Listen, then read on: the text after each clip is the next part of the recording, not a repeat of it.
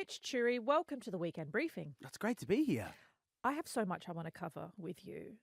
There's so much to talk about with the handsome host who goes on Hot Girl Walks. But I want to wind it back to the beginning, to Little Mitchell. Yeah. What was Little Mitchell like? And would he be surprised about where Big Mitch is now? That's so funny. You know, on RuPaul's Drag Race, have you ever seen it? Yes, I have. Okay, and when they get to the finale, they hold up a photo of the drag queens as little boys. Yeah. And they say to the drag queen, with these ridiculous names, what would you say to little Ben? And it's Yeah. always this humanizing moment of like, wow, that big drag queen, this outgoing person has this backstory of this little baby.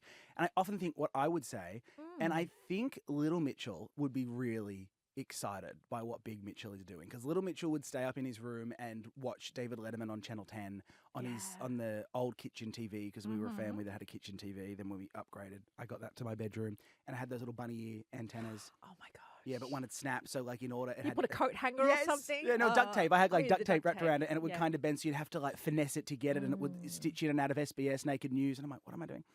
And I loved entertainment and media and TV and radio. So the fact that I'm working in it now, I think you'd be pretty thrilled. Yeah, right. Yeah. We are going to get to that because that TV type show, late night show, has evolved, devolved, whatever, however you want to phrase it, to what you're working on now, which we are going to get to, which is super excited. So you say Little Mitchell would be excited because the things that excited you when you were young, you're doing now. So it's obviously not surprising that you went on to be in entertainment or be in broadcast. As I understand, you were in New York studying theatre and improv. Yeah. And then how did you go from being in New York, the land of possibilities, to, as I understand, serving coffee for popular breakfast hosts? Correct, yeah, for the Kyle and Jackie O show. I moved to New York when I was 19 because I wanted to do theatre. I didn't get into NIDA. I didn't get into any of the big schools in Australia. And I thought, well, I'll just jump overseas and do it there. So I moved to New York at 19 and studied at the Atlantic Theatre Company, which is, Felicity Huffman. Yes. She went to prison. Oh, yes. She went to prison for the college fraud? Yeah. Oh, Yeah, that's her acting I love school. that. Yeah. With William H. Macy, which I kind of love. It's such a fun fact. Yeah. I think she's out of prison now. Okay. She's clean. She's cleaned It's up. like white collar crime, Yeah, white collar lady crime, rich lady crime. Yeah, I'm like, a hot take that like white collar crime is kind of sexy, and like money laundering should not be a punishable offence. Like, Oh, really? yeah, come on, like Martha Stewart, like that wasn't criminal intent. Okay. She traded. You're like, if there is no blood, it is not a crime. Essentially, yes, but we can discuss that on the next episode after I get cancelled. And I loved what I would watch Saturday Night Live clips on YouTube as a kid, and I'd watch late night. Like I obsessed with late night, and that was all in that New York 30 Rockefeller Plaza world. So I thought, well, let's get myself as close to that orbit as I can. That's kind of always been my mantra. Like get in that orbit, and then you'll be sucked in, or you'll be repulsed and you'll leave. So. I did improv comedy at the Upright Citizens Brigade, which is Amy Poehler's improv school, and I was in that world and I loved it. And I was 19 and I was straight, using air quotes. Oh, okay. Air Yeah. quotes. I was dating women. Yeah, right. I dated a lovely woman who had a house in the Hamptons. Like handy? Oh, yeah. Yeah. Yeah, it would have been. If it all worked, it would have been amazing. I wouldn't be here right now. I'd be in the Hamptons. I'd be a real house. So how long were you in New York for? I was in New York for 8-9 months, and then I went great. to LA for about 3. So almost a year all up. What brought you back to Australia? Money. So it was like I was there for the summer. Then the course ran its course, and I had to come back to get cash. And I was going to come back the following summer, right? So have a couple of months at home in Australia for Christmas, New Year, save up because I was a kid, and then head back. And I needed money, so I got a job on the street team at ARN. Ah, right. And Okay, explain to people what the street team is for those, because that's where a lot of people got, and not a lot of people, but many that I know got their into so radio. many people. Yeah, heaps did. It's the promotions team for the radio station. So it's the classic story of the big Jeep Wrangler wrapped in station branding, the breakfast host face on the side. And it's like, come to Concord Oval, meet the team, Correct. get a T-shirt. Icy cold can of Coke, Yeah. bag of Smith chips. And I loved that job. Like I thrived. It was so much fun. And I never left. I was there for 10 years after starting it in the street team. Okay, so you came back to save some money, got in the street team. Yeah. Then how does the street team bloke get to be making coffee for some of the biggest names in commercial radio? Okay, 3 weeks. Took 3 weeks. So it was quicker than I expected, but I was if you thought I was insufferable now at 19, it was like just this abundance of confidence and this willingness to get on air and make something work.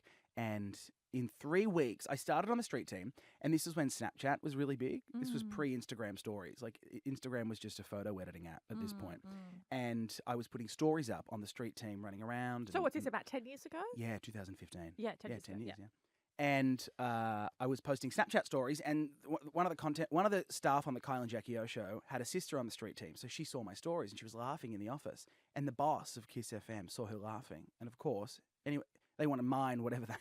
It's commercial radio. Like, someone's laughing. How can we take what is causing that laughter and bring it to our station? So she said, "Who is it? Who is it?" He said, "Oh, this kid on the street team." So he set up a meeting with me. How good is that? Yeah, wild. And that was the second week. And the team at the promotions girls were like, "He wants to meet you." And I was unfazed, but I didn't know who this man was. I was completely blind to the world of commercial radio and who these names were and the power that they held. And I thought it was just going to be a get to know you. I walk up the stairs. I'd never seen the studio, right? Because they keep it very separate. That show is a separate bubble in the Kiss FM world, right? They're kind of two separate entities at that point. And I walk up the stairs and I go, "Oh my God, I'm in this studio of this breakfast show. This is insane." Walk up. Sitting there is Kyle Sandilands, Jackie O, and the boss of Kiss. And they go, "Hey, mate, I hear you think you're pretty funny." I'm nervous, but I studied improv, so I'm like, I've just done this. Cue. Totally, this is yes and, of course. Yeah. So I jump in and go, whatever I say. I can't remember what I said. Something, ridiculous. And they said, "Could you be a chicken? Do you think you could be a chicken?"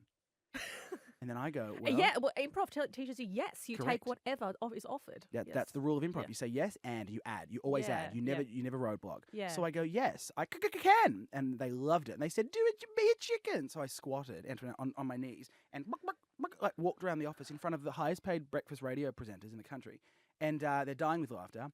Then that fades. Their attention moves to something else, and I'm just sitting there squatted on the floor. Like, who needs a CV? Right. I mean, you were a squatting CV. I really was. I like that. Yeah, I might steal that. And then the week later, on the Monday, I was on air on the Kyle and Jackie O show as the Cash Cock, their brand new station mascot, a take on the Cash Cow. Okay, still a straight cash cock at this stage? Oh, yeah. Okay. Oh, okay. yeah. That's a whole other kettle of cock, literally, quite literally. And I did that for 4 years. They'd strap cash to me, and I'd run through the streets of Sydney, and they'd cross to me, and they'd go, "Cash Cock, where are you?" I'm in Balcombe Hills, and I got $10,000, very early in the morning for some cock. Ridiculous. Yeah. But that voice, like, the character, the voice, the puns, was all from my improv training. Like, I got no direction. You know how radio works. Like, do something, make it good. You don't get told how to do it. Yeah. So, and if you suck, you'll just get flicked. You're done. Yeah. So I did it for 4 years. It became their favourite segment, and funnily enough, as that trajectory grew, as the cock grew, so did my career, and I was getting offered shows, but they loved that segment so much, and they couldn't find anyone else that would do it because it's ridiculous. It's a bit insane. It's degrading. And you wore a chicken suit. It's hot. Yeah. And it's painful. I was in hospital twice. Oh, from like heat stroke. Blacktown Hospital, when I stood on the champagne flute, that the bulb had snapped off, and it went straight through my shoe, in the sole, straight into my foot. Through the feathered costume, mind you. On air, didn't drop character. Method. Thank you, Felicity Huffman. Should be so proud in her prison cell right now. Listening on a little mini radio. That's my boy. So that's the Cash Cock story. And I loved it. Like, come on, what kid that watched David Letterman and watched Conan O'Brien and saw these dumb bits getting to be one for a brekkie show? Because in this country, we don't really have those late night institutions. It is brekkie drive radio. Radio is so big in the entertainment scene in this world, in this country. So to be a character, I was kind of living my dream. It was very, very cool. Okay, so from then, obviously, you stayed with ARN for several more years. What did you do after that? So many. I did a lot of shows. So I went into producing. I was 21 when I was the executive producer of the then night show, and looking back, I thought it was a gift because of my skill, as a 21-year-old, but it was because the show was being cancelled. Okay. I got offered the job in August, which is in commercial radio a big period of signing and re-signing. Yes. Got offered the job in August. Looking back, now knowing that the executives were cancelling that show come October, November. So they said, let's put this kid in, pay him $25 an hour, and he can executive produce. No, I was the Cash Cock, for God's sake. And then I was an executive producer. Yeah, okay. Loved that show. It taught me a lot. Managing people, there was a lot. How long were you in that show before it got cancelled? 3 months? Yeah, 3-4 months. Okay. Yeah, but then I took over as the executive producer and anchor on air of the next night show. Okay. Still at that same right? Yeah. Oh, yeah. Hey, Yes, hey. That was clever. That was clever. That was clever. Yeah, Like, let me tell you. we'll bring him in on a sinking ship, and then he'll be glad that he hasn't drowned, and we'll give him the same crap pay. 100%. Yeah. And that same crap pay stays for a while. Yeah. And I was the anchor, and then that show didn't really work. And because I was already on air, when that show ended a year later, I took over and I had my first ever show, Mitch Till Midnight, which was it was late night. It was 9 till midnight, and it was live. And it was so much fun. And that is so much fun. It was great. No producer. It was just myself. Right. But I loved it. It was like a little playground. I learned a lot in that period, you know? As so many good things. I mean, you had a good run. A decade in commercial radio is a good run. A decade in any kind of one company in this day and age, particularly for a young person, is a good thing. But you got a bit of a shock late last year when you were told there ain't no room for your cock. Yeah. And if I had $1, Antoinette, if I had $1, I'd have about $3. You know, it was a shock. It's written everywhere as a shock because it was. It was even a shock, and maybe I'd tell myself this to help me sleep at night, but it was a shock for the network. Like that radio as a whole and that network as a whole is going through a lot of change. The whole industry is. I think radio has a bit of an identity crisis. I mean, you and I are sitting here in a podcast, right? Consumer habits have changed. Yes. Like kind of tied back to the start of my career. In the way that I would say yes to anything and I was the everything man for that station, I was at the start and I was at the end.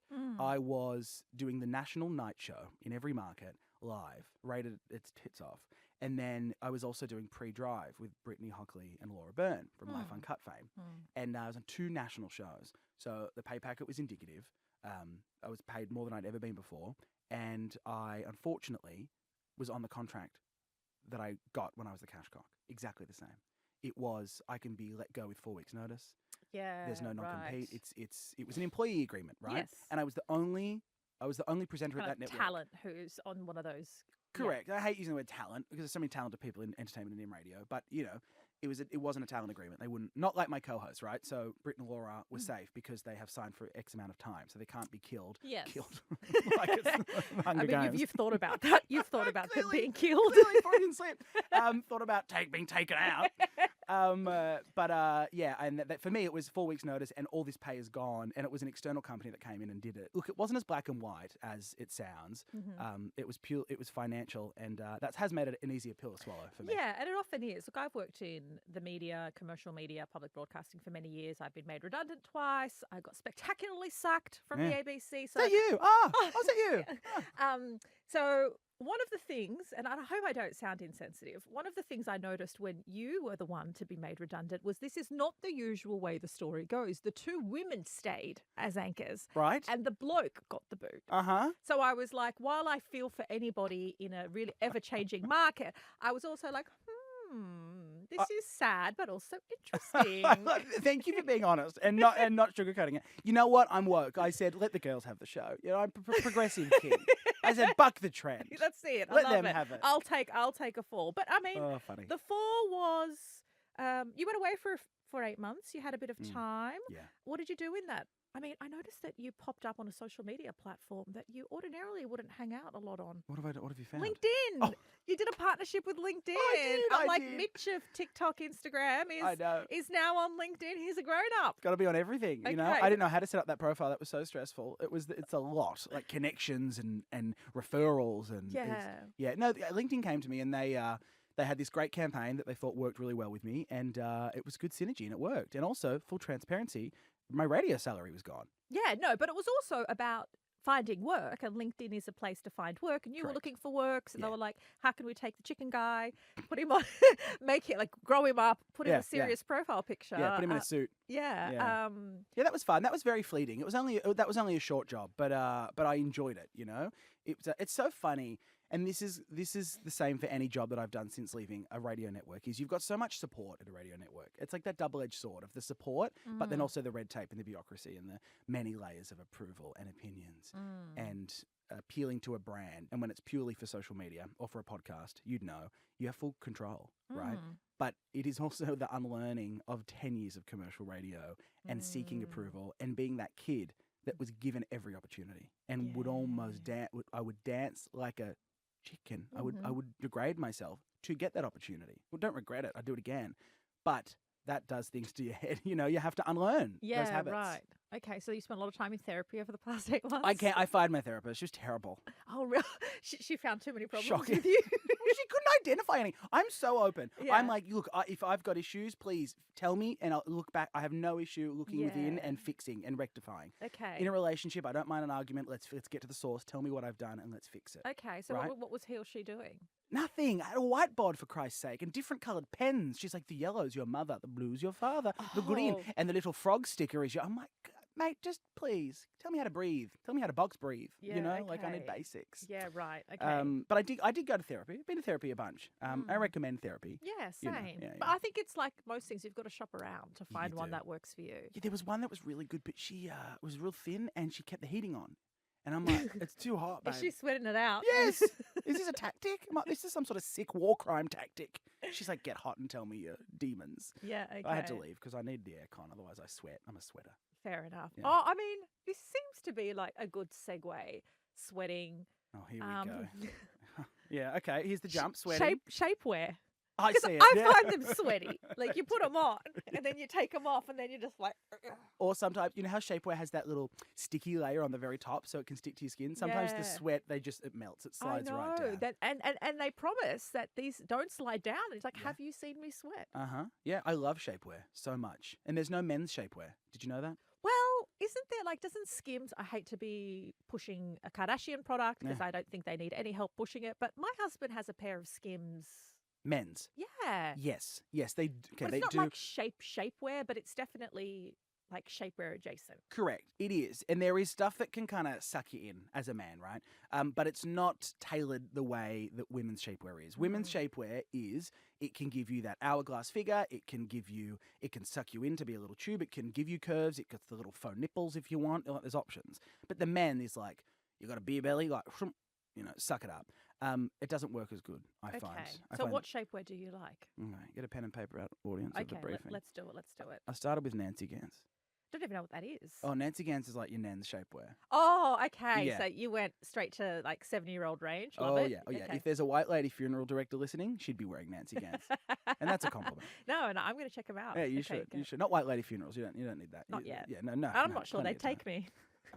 Maybe, who knows? I wonder what their mantra is. It's very strange when I say that. I'm like, I don't know where I'm going to be buried, but I'm not sure that they're going to take care of me. I don't know. Good on them, though. I mean, the brand equity. Like we all know white lady funerals. What other funeral company has that much? I can't even think of it. Olsen's Funerals. I'd never heard of it. Really? Yeah, you got a lot of alive family. That's nice. I've had some death recently, so I'm familiar with the funerals. Okay, so Nancy Gans is old, but it doesn't work for male body shapes. Skims is great. Skims is my go-to. This sounds like an ad. It's not. I've tried a bunch. I've never tried the original Spanx brand, which I feel like I should. Oh, yeah. I like Spanx. It's good? Yeah, it's good. Maybe I will. Maybe I will. I wear it all the time, only because it sucks you in, right? And I love wearing Spanx. Are you wearing some now? No, only for special occasions. Okay. Mitch. Sorry, as that came out. Ouch. You know why I wear it? When I wear a suit, I wear a lot of suits, red carpets, events, hosting. I wear suits, so I wear it to kind of just suck everything in. Yeah. But there's a problem because the female ones aren't made for male anatomy. Yeah, right. So they've got an opening at the front. Yeah. That would suit a woman. Yes. Did you just like cut around it? Yeah, I have. Oh, yeah. you have. But then they cut the stitching so they spread. So then it's like like when an earthquake happens and the world shifts, it kind of starts to get bigger and bigger. So Kim Kardashian, if you're listening, which she could be, she probably is. You've got reach. Yeah, I've got. There's a market opportunity. Yeah, there definitely is. Some people look. There are people doing it. Jules from Married at First Sight. She's brilliant on social media. She's got a brand that does it as well. So it's coming out. It's emerging. It is emerging. Okay, well, I just want to take a moment to circle back to commercial radio. And as you mentioned, we are here in a podcast. We're going to talk in a moment about your hybrid sort of podcast late night show. Yeah. Obviously, the industry is rapidly changing. What was your reaction when you found out that one of the commercial networks had an AI, like a fake host for 6 months? Here's my stance on AI. I think we're all very frightened of it because it's such an unknown. We don't really know how it works. And I think we are going to have to get used to the changing landscape where it is a big part of our life because we will all benefit from it in some way. I'm not getting paid by AI, but I mean, I'm not going to sit here and fight it. I think it will happen. We are going to get to a point where we will, if we want to get a recipe, there will be a podcast hosted by an AI bot that, like you said, you'll go to just for that recipe. We're not going to listen to it because the banter with this AI recipe and their sous chef is so good. It's going to provide us a service. Yeah, We're a very right. service-driven society, right? I mean, it's a commercialized world. Yeah. I think if we can save time, if we can take a shortcut, we've seen the trends. People are doing it with AI already. That's where it will work. But in entertainment, I truly don't think they'll be able to replicate. Or they'll listen to hours of your show. They'll listen to hours of my show. I mean, in a while, it'll take a while, but soon they'll try and emulate banter and humour and all the rest. Like, it's just going to take a bit more time. Have you seen that video that's going big on TikTok at the moment of AI screaming? No. Oh, it's so funny. It's because you can talk to AI now. Yeah. And you go, AI, scream for me. And it sounds like a shy little gay boy. It's beautiful. It goes, ah. Oh, okay. I'll send it to you. It's hilarious. But can an AI squat in a chicken suit on a champagne flute? Okay. No, I wasn't squatting on the champagne flute. That's a very different kind of content. I was like, what were you doing? How did the champagne flute go through your Running. leg? I ran on it. Oh, you ran. I run with the cash strapped to me. Okay. And then whoever tackles me to the ground first gets the cash. It's sick. It's Squid Game. We invented Squid Game before Squid Game. Sell it to Netflix, kiss. Oh, okay. My voice is still being used as a cash cock too. I'm like, shit, they've got that in perpetuity. That was in the contract. Like, It was. It's so fun because you were so young. Yeah, like I was back a then, kid. you would just sign anything and be excited, I know, to be involved. But you had a really great run. I had a great run. Oh yeah, no negativity. I love radio and I love entertainment. So I'm blessed to have done it. And you know what? I really think that I get a lot of messages from young kids in wanting to get in entertainment. And I tutored it after the radio school a little bit. And they... So like, bitches, you didn't accept me, but now I'm tutoring. 100%. Yeah. Like, now I'm a dean. Give me an honorary doctorate in radio and broadcast plays. And the kids ask me, like, how do I get into radio? What do I do? Do I go regional? Do I go to, Janolan Caves FM and do a brekkie show? And I go, do not do that. Yeah. Well, that used to be the pathway. Of course, used to be the pathway. Yeah. And I had that brilliant pathway. I was very lucky. I started in metro radio with no experience and then ended in metro radio. That doesn't happen. That's abnormal, It is abnormal. I would say start Twitch, get a microphone, go to Rode, get a Rode microphone, get a little it'll cost you $500, ask for it for Christmas, and start streaming and post those clips to TikTok and have a point of difference and go for it. And you will be on commercial you won't be on commercial radio. You'll have an audience of your own. You can commercialize it yourself. You own the full IP and you're not beholden to an executive or a board that don't understand your vision. Let's talk about your new vision because you are independent and you're doing something exciting and new and very hybrid. Tell us about it. It is. So the Mitch Churi Chat Show is live in the world now, and it's a video podcast. It's also an audio podcast. It's both. Yeah. And it is my take on a chat show. It is, I say, Call Her Daddy meets Graham Norton.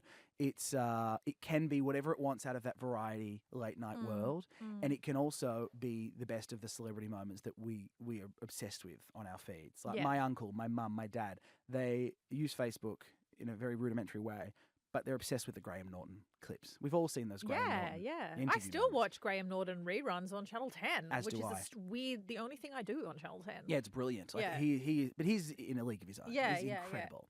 And then the Call Her Daddy clips. Like, maybe you've never listened to Call Her Daddy with Alex Cooper, but I guarantee you've seen the clips of her talking to heaps of stars. Anyway, that's in this country, in Australia, we don't have a late night culture. We did when we had Rove. Yeah. We did in the 60s, 70s, 80s. Graham Kennedy, Steve Vizard. Australian entertainment, you watch the Logies and they revere these Bert Newtons and they revere these Don Lanes. Yeah. And there isn't that in this generation. It's bizarre that we were founded on they're that. very expensive to make. 100%. They tend to be expensive to make. But you've got this new set. And I watched your clip talking through all your furniture and your colour. And I thought it was so fucking wild. But I kept watching. I was like, that is a nice corduroy couch. So glad you liked it. It's so odd. It was so odd. I know, it's camp. It's silly. It's stupid. You know, like it can be whatever I want it to be. Yeah. So I do 2 episodes a week. One is audio podcast with my producer, one of my best friends, Grace, and we unpack pop culture, celeb. And we have a lot of fun and have a lot of laughter there. And then the second episode is purely celeb. And our first guest was Tyra Banks. Which was incredible. Jesus. Yeah, she was brilliant. That's a great get. Yeah, great get. And she was in studio live and hasn't done one podcast while she's lived here for 2 years. And wow, why did she choose you? She is a chat show host herself. Yeah. My initial pitch was denied. My second pitch was denied. And then I gave it some time. Did you bond over shapewear? No, I should have. I didn't even bring up shapewear. Brought up Botox, which she doesn't get any of. I love. No. Yeah, I know, it shocks me. Yeah. Because she looks so good. Yeah. She was so funny because I don't drink. And I said to her in the interview, I'm like, I don't drink, Tyra. She said, well, I've just started drinking. Australia made me drink. Yeah. Which is so funny. And I said, what do you drink? And she says, I go to Liquorland. Liquorland. Liquorland. And she goes, what's the other one with the green man, the angry man? I'm like, Dan Murphy's? She's like, yeah, too expensive. I like Liquorland. I've never thought of Dan Murphy's as the angry man. Angry green man. Yeah. But it's hilarious that Tyra Banks is at Liquorland. Yeah. In her own boots. Do you really think she's at Liquorland though? I think she is. Yeah, right. I do. Okay. Her entourage was not as But big did as she I tell you expected. what she drinks? Tawny and port. Okay. Because she likes a sweet. She's got a sweet tooth. I mean, she has an ice cream company now in Sydney. Okay. So she likes sweet things. So she likes that dessert wine. Okay. But the interview was like so sweet and so special. Anyway, how I got her, the initial pitch was, they said, look, Tyra doesn't do podcasts. She's a chat show host. She loves something different. She loves entertainment. She loves that whole world. She loves something that isn't the same. So we took the pitch. We had the set built, and I filmed a video, and I said, this is what it could be, and that won her over. It's a little different. It is. I had this idea for the Mitch Churi chat show. I took it to TV networks, production companies, and they all really liked it. But they were confused as to how it could work in a new age, right? Part of the reason people go viral on YouTube is because of the clickability, because of the clickbait, because of rage bait or whatever, because the more views you get, the more money you make. Mm-hmm. So how do you plan to balance that? Well, the need for commercial viability and still kind of being yourself. Look, I think the benefit of YouTube and TikTok and social media is that algorithm. Like the algorithm be algorithming. Mm-hmm. It will show your content to like-minded individuals, to people who love that kind of content, that love comedy, that love entertainment, that love celeb. Yeah. So if you're watching a Call Her Daddy or a Graham Norton clip, the algorithm will pump mine up and it'll put it there. Yeah. So I'm not worried about that. I know that my content sometimes, I don't know if it's the algorithm, it gets service to people that don't like me. Even last night, I had a comment on one of my videos doing the tour of the chat show set. I'm so proud of this set. Yeah. And someone said, another government-funded woke piece of bullshit. I got that. Well, yeah, but how do you think? Do you think that I'm being given a grant by the government? Let's break this down. Yeah, because I'm gay? Like, is that it? Because if I was a straight man, you wouldn't have said that. Because no, straight man wouldn't get a government-funded grant. Yeah. So because I'm potentially, you perceive me as an outwardly effeminate man, or I'm dressed a certain way, or I'm on this camp chat show set, I got a government grant? Yeah. And if I did, I would have applied for it. If there was one, I'd apply for it, mate. I'd take it. Yeah. But that thinking is bizarre to me. Yeah. So it already gets filtered in. Someone else just said, You're not gonna turn me gay, mate. Stop trying. Jesus. I'm not talking to you. Yeah. Sir? It's odd. So I don't know if that's the algorithm going, let's send this here because we know it'll drive comments and it drives interaction. Yeah. Or if they're seeking it out, which if it is, that's they've got some issues to work through. Correct. So look, to answer your question, tying it back to commercialization, I'm finding from a commercial radio background, brands are loving working on an independent show. Genuinely. Great. Yeah. So my launch partner is with Appliances Online. Yes. They've been amazing. And they are like, look, we've done TV and radio for so long. It's so fun to have your creative vision. And if they want to do an ad or they want to do sponsored content, they can call me and go, look, we've got this sale. Like, what do you want to do? And I'm like, what's your birthday sale? So like, it's my 30th as well at the end of the month. Like, I want to like, what if we? And they're loving it. Yeah. So I'm having no issues so far with commercialization and the algorithm. Bring it on, I say. What can you tell us about future guests? Okay. Future guests. I had a chat with Rosie O'Donnell's team, which is looking promising. Yay! I love that. I love Rosie. Yeah, what a legend. Yeah, a legend. That'd be great. Love everything she's doing. Anti-Trump, like, good on you. A lot of pop stars. That's going to get some really interesting comments in your YouTube feed. Just wait for that. I know. I can't wait. I love it. Bring it on. Yeah. And Parvati Shallow's coming on. Parvati One Survivor. Big icon in the culture and entertainment. Teddy Swims is coming on. Tones and I is going to come on. Amazing. I am a commercial radio presenter in my blood, so I've got a lot of connections in that pop music space. There's one that I really am trying to get. Sabrina Carpenter. I've interviewed 4 times. Okay. And when Sabrina was a Disney girl, because Sabrina was in this really big I love that you're getting all my niches: politics, pop culture. Yeah, Like, all of it. we need a drink, babe. We You need to start drinking. I do. Let's go to the Angry Man Murphys and get some port. Good callback. That's funny. Sabrina, I've interviewed 4 times, and this was in her Disney days. In her contract originally, get this, was like a prisoner of war contract. She was signed into like a 12-album deal, and she had to produce. So Sabrina's current albums, not her first and second, this is like her 9th and 10th, as a part of this really historic contract that a lot of artists fall into, sign, because they're kids, they're taken advantage of, they're getting paid jack all, and they put out this terrible music. So anyway, I interviewed her when she was putting out music that wasn't really resonating. And we hit it off. We were both like drama nerds. I'm a drama kid, a little gay boy. She loves that. It's her whole aesthetic. She's Disney. She loves that drama. And we hit it off. We had a 6-minute interview slot, went for 30 minutes. We DM on Instagram, and then she blew up, and I left Kiss. And I'm like, I wonder if she remembers. Yeah. The connection that we had. And I go back and watch the old clips, and it's like, does she remember the connection that I haven't interviewed her since. She's been but has she responded to your DM? I mean, she'd get a lot of DMs. No, she unfollowed me, unfortunately. Okay. But I think it wasn't her, it was her people. Correct, it's her team. She's so big she can't be talking to Aussie radio presenters. No. And she did have a massive clean out. So I'm not offended. Like I said, therapy, thank you to that hot, sweaty therapy session, because I let that go. But I can't wait for that interview moment where it's like, we had that moment, connection. And I'm lucky I've got that with a lot of these. Dua Lipa, I had her on the phone when she was like 22, when she released a collaboration with Martin Garrix, some DJ, like she was a nobody. And you kind of foster those relationships and you see these artists grow. So I'm in a lucky position that I've done that for so long that in this country, with shows like The Project being axed on Channel 10, the morning show, morning TV I love. I do love TV. But it serves a purpose. And it serves a different age group entirely. Sabrina Carpenter, I don't think most people watching Sunrise would know who she is. I agree with you completely. Yeah. Different audience, different time, different style of content. I'm not a writer. Like I dropped out of uni. I dropped out of a media communications journalism degree. And that way of learning is not for me, Maybe it's mild ADHD, but I struggle with writing.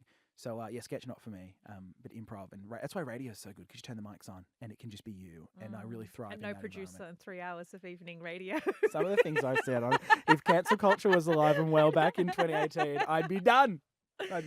Oh, this has been so much fun. We have a lot in common. We are so similar. Am I the male version of you? Sure. Sure, but Spanx? you have to try Spanx. You've got to try the OG Spanx. You've got to try the OG Spanx. Okay, all right, leave it with me. Next episode. And do some investigation about white lady funerals for me. I will. Not that you're going to need them anytime soon, but I will. I'll text it to you, all the details. Oh, that was so much fun. Thank you for your time. Thank you for being here. I'm such an interviewer. Thank you for being here. I mean, sure, I'll go on your show, Mitch, if you want me to be there. Well, do you want another scoop? Let's do it. What I'm trying to do is I want to have multiple guests on the couch, like what Graham Norton does. Oh. So I'd love you. Do you have an ejector? Can you eject me? No, I have a door on the set, and people can leave and come and go through the set. So it's like a functioning door. Yeah. So we don't have the budget for a trap door yet. Thank you very much. And what do you? Am I about to be dropped out? Do you have the Jess Rowe big small talk hole in the floor? Yes, I'd love to have you on, but like, imagine you with like a Jess Malboy and then a Sabrina Carpenter, like the mix, the conversation, your intelligence and wit with the pop energy, like it would just be nice. That would be fun. Yeah. Well, let me know how you go with Sabrina. Okay, we'll keep me posted. Oh, so you'll come after Sabrina? Yeah. Waiting for me to hit. Come with Sabrina. Okay, all right. There's that Antoinette that we all know. Huh? Thank you, Mitch. Thank you.